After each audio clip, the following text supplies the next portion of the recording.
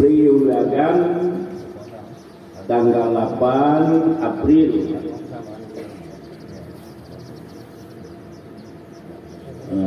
Puro Hamid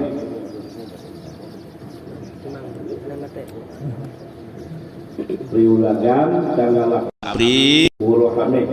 sama dengan 25 Sya'ban 5 Sya'ban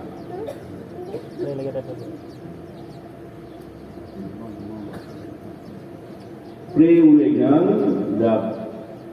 tanggal 10 Puro Jumat 26 Sya'ban nyatanya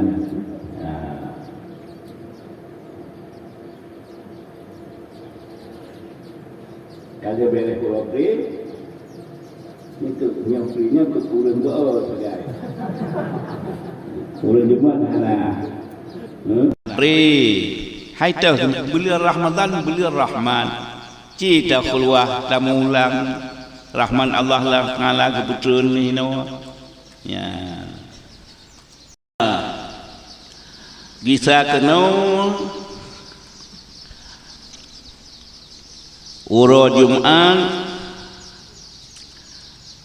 siku tanggal 20 uro Jumat sikurang Syawal untuk malam Sabtu uro sipluh nyan malam Sabtu uro Jumat Isa malam Sabtu tapupun buat insyaallah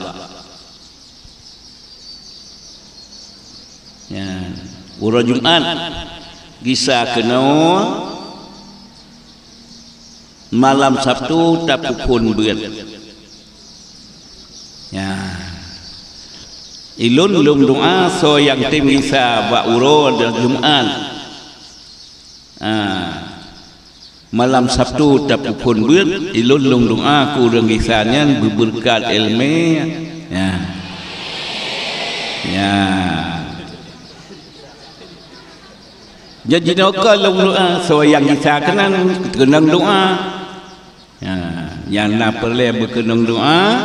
Gisa bawai tanggal 22 malam Sabtu kata berat uro Jumat Gisa ya malam Sabtu kata pukul berat ya ilun lum doa kurang yang Gisa wai ya mangat kenang doa Gisa bawai